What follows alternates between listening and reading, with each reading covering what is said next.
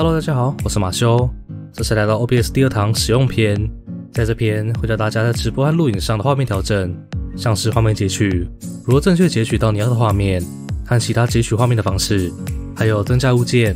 别人直播台的画面都有自己的界面，像是赞助、抖内、个人形象等等。再来是音量调整，当然还有最重要的音轨分离。欢迎收看这次的图书馆，废话不多说，我们直接开始。首先下方的场景和来源，场景就是空白的画面，而来源就是这画面中你想要添加的东西。先右键建立一个场景，这些东西都可以重新命名，让你方便使用。而场景的下方就是来源，一样右键建立一个来源。这时你会发现有很多东西，这边也就是为什么别人的直播画面有这么多东西的原因。只是从这边去选择，像是你有接工商要放广告图示，那就是新增图片，再选择图片来源就好，然后放到你想要放的地方。而这边就是观众会看到的画面，你的画面一样是很干净的，但要注意不要影响到观众观看体验。决定好了之后记得锁上，确保你不会再动到它，不然在直播过程中就会有点小状况，就像是你玩游戏要锁装备一样，确保不会动到。然后旁边的小眼睛就是要不要显示，对于只有大萤幕的人来说比较实用。有些东西你一定会想要分享给你观众看，像是图片、影片等等，或是一篇文章，会需要开到浏览器秀给观众。这时候就能预先做好一个来源截取浏览器，然后关闭显示，这样你平常在浏览一些网页时，观众是看不到的，他们只会看到你有显示的东西，像是你在玩游戏等排的时间，跳出去看网页之类的，他们看不到。你有想分享的东西就开启显示，分享完再关掉。那当然你有双萤幕的话就没有这个问题，直播画面就一个，另一个画面就随便你看。单场景的来源大致上讲完了，我们回到场景来讲讲多场景，其实也很简单。你在看直播，尤其是 VTuber 的时候，你一定会发现他们有很多画面，并且会切来切去，像是一开始的开场画面、闲聊画面、游戏画面，还有 Super Chat 画面、唱歌画面，最后就是 Ending 画面。这些就是用场景做到的。你要有几种画面，就是做几个场景，然后再把它命名清楚。这边有举个待机画面到游戏画面的例子，很阳春但且比较介意，这是我花5分钟做出来的。我很少做直播都做影片。一开始是开场画面，就是开直播时选择这个场景。那你看 OBS 的预览就是会到开场画面，也就观众会看到的。可能开场5分钟让观众都先进来，然后你再按下游戏画面， OBS 也自动帮你做弹出弹入的特效。在右边的转场特效可以调时长，或者说你要直接转场，所以切画面就是利用场景来做的。那你问我哪些工具能做画面？很多 Photoshop、AE、PPT、小画家都可以。我影片的修图都是用 Photoshop 先改图，才能续背、调光、调色、修改。物件都弄好之后，再放到 PPT 就做整合，然后全选另存新档，或者你请人做也可以。当然自己做更好。我之后也会拍几部影片教大家有关设计的知识。场景、来源、转场特效都讲完了，接下来是音效混音器。你想要新增一个音轨，就得到设定音效。这里有2个桌面音效、4个麦克风音效，不要让它一停用，就会出现在音效混音区。简单来说，桌面音效就印整台电脑的声音，麦克风音效就你讲话的声音。那待会再教大家怎么音轨分离。到音效混音区这边点一个音轨的3点选项，锁定音量就跟手装备一样，怕你动到。这个在调整好之后也能开启。而隐藏和全数取消隐藏没什么用，重新命名就弄成你方便的样子。垂直排版就是把音轨变成直的显示，有些人会比较习惯这种。先跳过滤镜，因为比较多。属性就是让你在这边能够选装置的地方，同样在设定音效的地方能够使用。然后进阶音讯属性这边，每次都不要动它。如果你直播测试起来声音质力变大一边小，那就到声道平衡这边去慢慢调整。单声道不要去动，除非你想要摧残观众耳朵。同步位就是在处理声音与画面的不一致。只是正数的话，就是声音截取向后移动，就是延迟；若是负数的话，就是往前。一样没事不要去动，除非你的声音和画面不同步。音讯监测就让你检查用的，在演唱会都会看到歌手都会戴着耳机在唱歌，那个就是监听耳机，能够及时听到自己唱出来的声音，这样在控制声音品质上才会更加有效率。而音讯监测就是这种东西，平常都预设关闭，如果开启监测的话，你说话的同时也会听到你的声音，可以用来做开播前的声音准备。而仅监测和监测与输出的差别，就是观众能不能听到你监测的声音。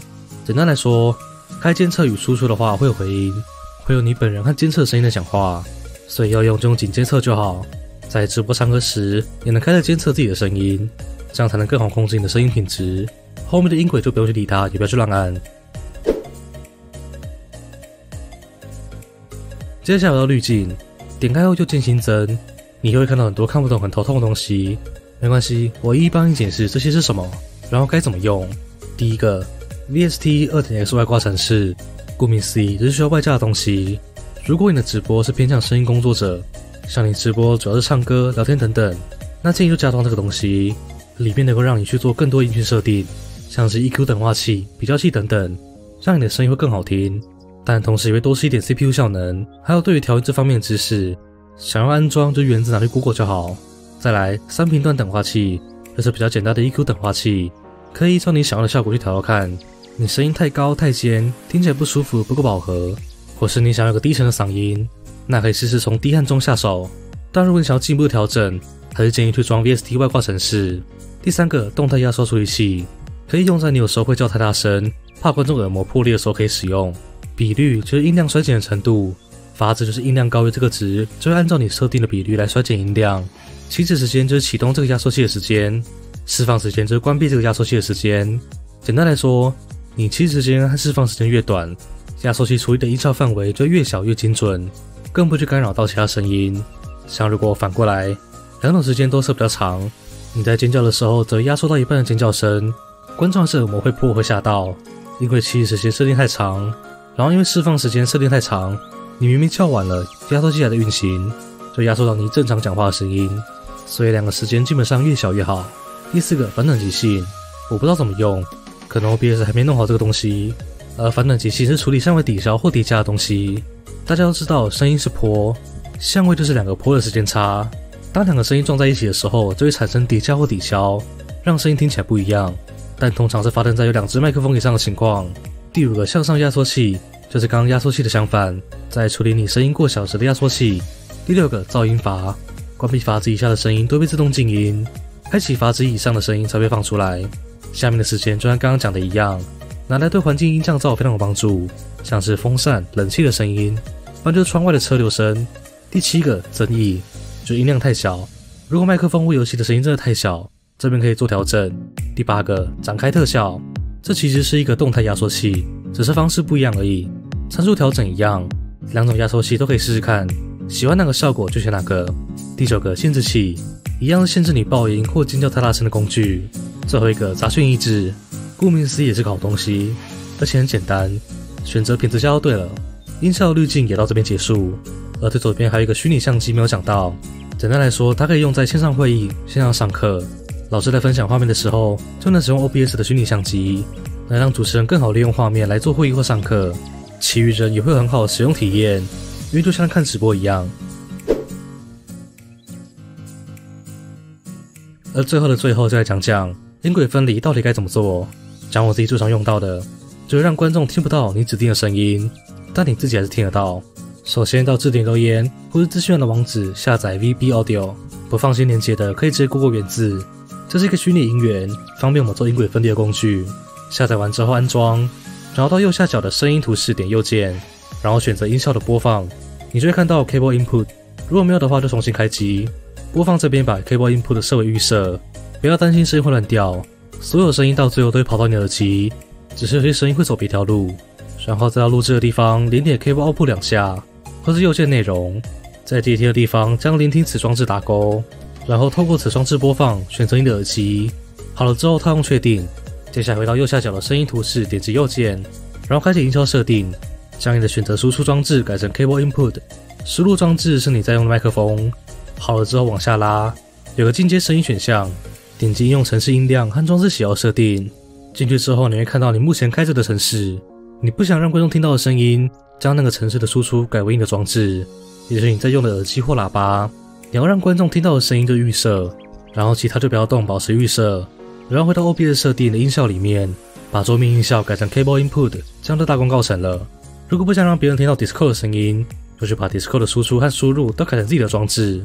举我本身的例子，上玩斗争的时候就会顺便录素材，但我都跟我朋友玩，影片就会我们聊天讲干话的声音，这样根本不能当素材。你要游戏的声音就得听听我们干话的声音，不然就完全没声音。所以我把 Discord 的输出和输入装置都改成我的耳机和麦克风，而不是预设装置，因为预设装置已经是刚刚装的虚拟音源，这时候再设预设就会让观众听见 Discord 的声音。所以刚开始做的时候还不知道这个，录素材就会跑到没人频道孤单的录。但是现在音轨分离后，我就能边和我朋友聊天边录素材。我也将 Spotify 设置成我的耳机，这样我也能听音乐录素材。素材本身有游戏的声音，但不会有我 Spotify 音乐。最后就是看音效混音区检查，播放你不想让观众听到的声音。假设 Spotify 音乐没跳音量就是正常，然后再开你要播放出来的声音，有跳音量那就弄对了。如果没成功的话，把你的问题打在下方留言，我尽量帮你解决。有任何不懂的地方，欢迎在下方留言，我尽我所能回答。OBS 课程也差不多到这边结束了，接下来会有更多新的程式软体教学，还有在这方面的相关专业知识教学，像是剪辑、特效、调音、设备、设计等等。那么这就到这边，我是马修，感谢你的收看。喜欢的朋友请别吝啬按订阅小铃铛，我们下期见。